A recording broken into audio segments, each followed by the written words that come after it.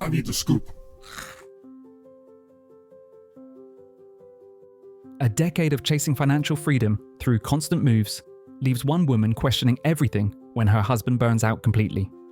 This Reddit confession sparked intense debates about partnership, sacrifice, and what happens when the person you've built your life around can no longer carry their weight.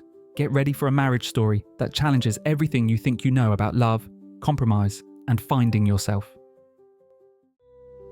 This is part genuine request for perspective and opinions, and part getting it off my chest. To sum up, my husband and I have been married 10 years.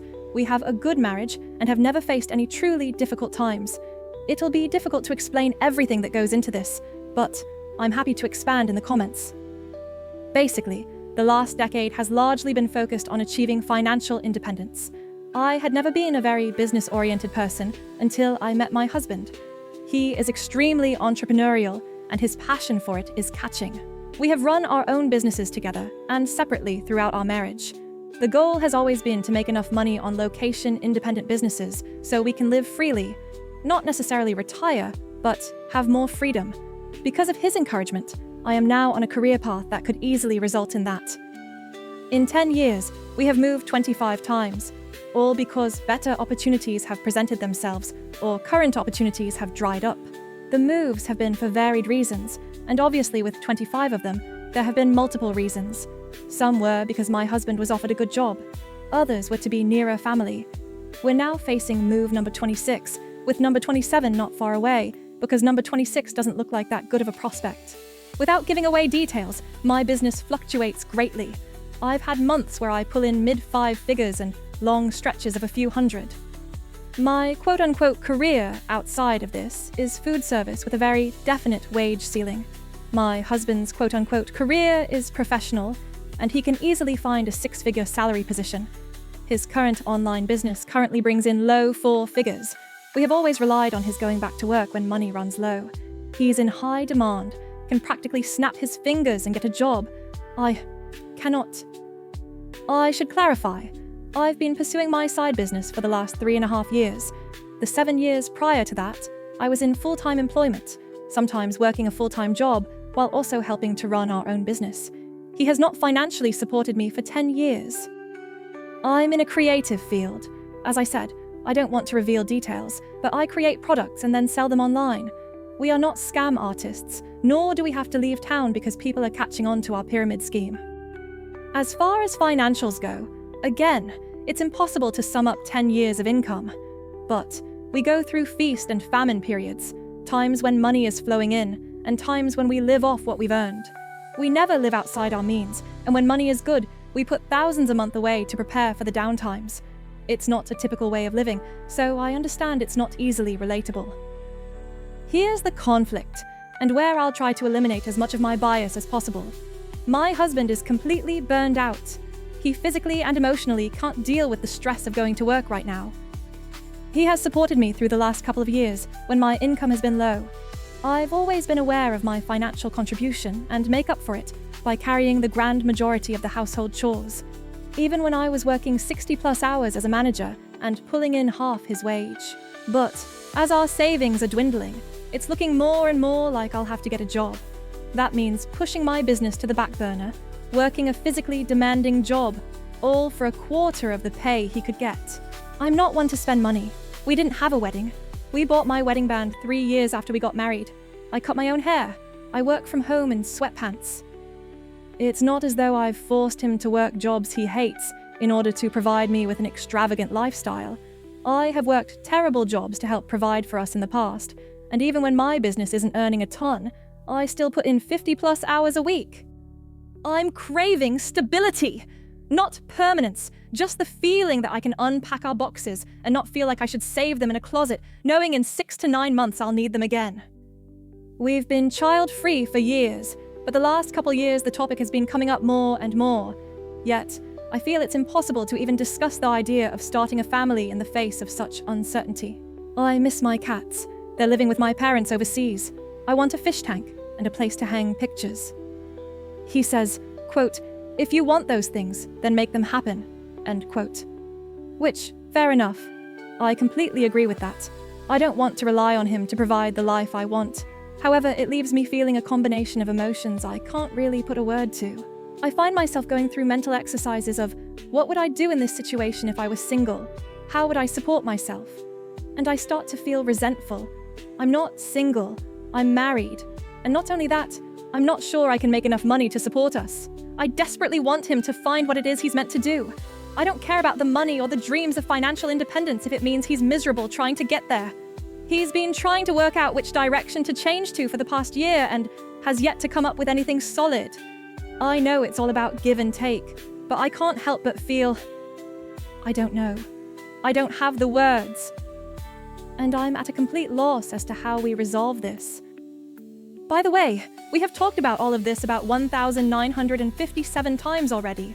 There is nothing written here he hasn't heard before. I readily hold my hands up and say I have a spoiled streak. I guess it would be a lot easier for me to accept going back to work if he had an idea, an inkling, of what his next steps would be. But maybe that's just it. His job right now is to get better. The Reddit community rallied around the original poster, validating her frustrations while offering practical advice about burnout and relationship balance. She took their guidance to heart and found work that not only paid the bills, but gave her confidence she'd never experienced before. 10 months later, this newfound independence would reveal fundamental incompatibilities that had been masked by years of constant upheaval. I'm writing partly to sort all this out in my head, and partly for outside perspectives. I don't even know what to think anymore. Again, I'm happy to explain any details that need fleshing out if it helps. I'll try to be concise, and I truly appreciate you reading. 9 months ago, I posted asking for help about my frustration with going back to work after my husband burned out in his career. For the sake of anonymity, I tried to be vague with the details, and many thought our work was on the dodgy side. I don't care about keeping it anonymous. All these factors are relevant. I'm an author. I self-published books and made a decent living doing it for several years. My husband is a software developer and mainly buys existing online companies and fixes them up to sell. When that's not working, he tries to work a normal 9 to 5, but typically lasts no more than 6 months. His last attempt was 1 day. My career before this was in the food industry, which means crap pay, long hours, and very sore feet. I got a job that pays 95% of the bills. The rest is covered by savings. Yeah, I'd rather be working for myself, but I like it. I'm good at it. It's the first time I actually enjoy going to work. For the last few months, I've been slowly changing, and it feels like my husband and I are drifting apart. At first, I thought it was a natural phase. Things will definitely feel different compared to working under the same roof all day and night. Now, I don't know. From my previous post, he says, if you want those things, then make them happen. Which, fair enough, I completely agree with. I don't want to rely on him to provide the life I want. However, it leaves me feeling a combination of emotions I can't really put a word to. I find myself going through mental exercises of, what would I do in this situation if I was single? How would I support myself? And I start to feel resentful.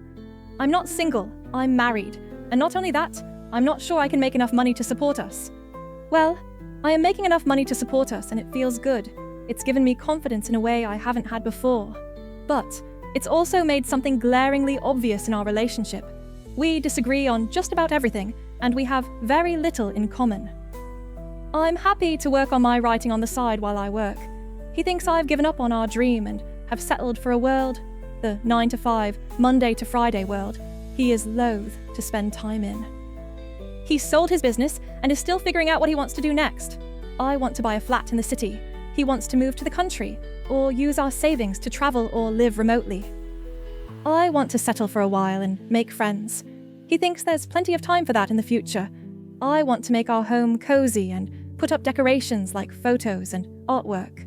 While he likes it, he thinks of it all as just pointless stuff we shouldn't waste money on. I could go on, but you get it. It feels like literally everything I like, he hates. I've also realized that most of the moves, most of the big decisions were things I went along with. I'm not saying he bullied me or anything, just that I didn't feel too strongly one way or the other, so tended to go with what he wanted.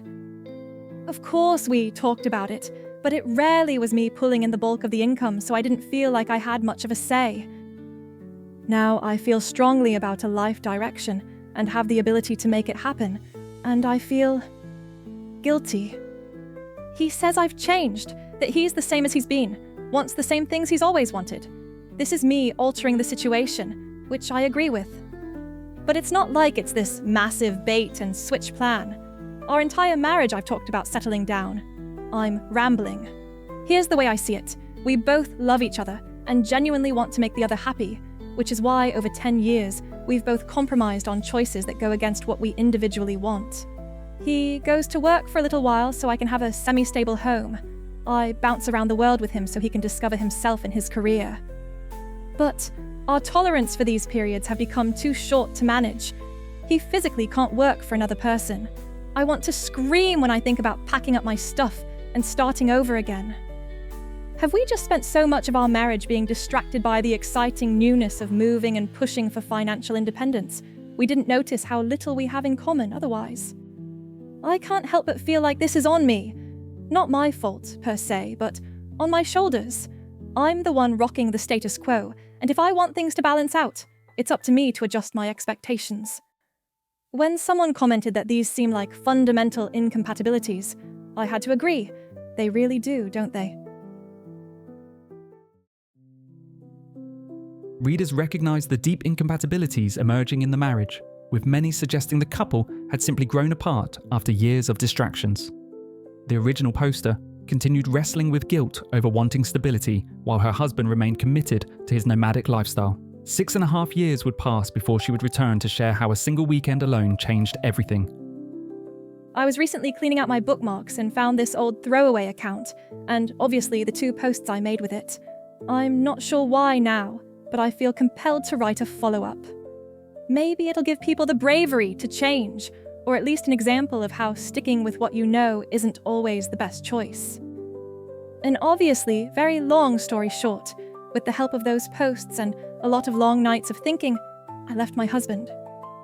In fact, it took him going away for a long weekend to realize how much happier and at peace I felt without him around. At first, the split was amicable, but looking back, I think he was just waiting for me to come rushing back to him once I realized my mistake. When that didn't happen, and he could see I was actually serious about building a new life for myself, a switch flipped. We only spoke when he needed something from me, and eventually that stopped too. Enough about him. I'm now 42, happier and healthier and more satisfied than I've been my whole life.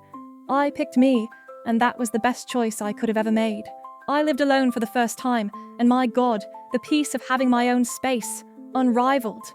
I ended up staying in that apartment for 5 years, not a moving box in sight. I put art on the walls.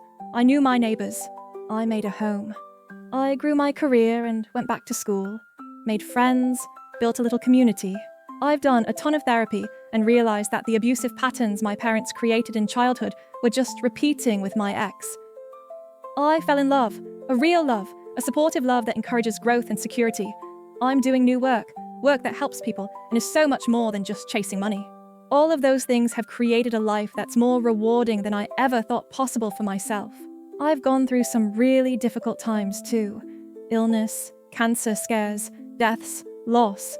But I have no idea how I would have come out the other side without the community I'd built around me. Even something as simple as people at your local coffee shop recognizing you is a comfort after feeling adrift and alone for so long. Anyway, if I were to respond to myself from 7 years ago, this is what I would say. Leave the loser. He doesn't care about you, never did. He only cares about what you can do for him. And now that you aren't serving him, well, just go. You are capable of doing difficult things, and you are worthy of the work it takes to accomplish them. Trust your abilities. Trust your gut. It's been screaming at you for years now, honey. Life can be so much more than you've experienced, but you have to make it happen for yourself.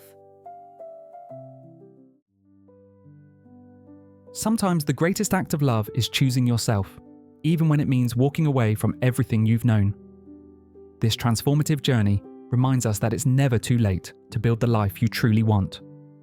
Share your thoughts on partnership and self-discovery in the comments, and explore our other videos for more stories about courage, growth, and finding your authentic path.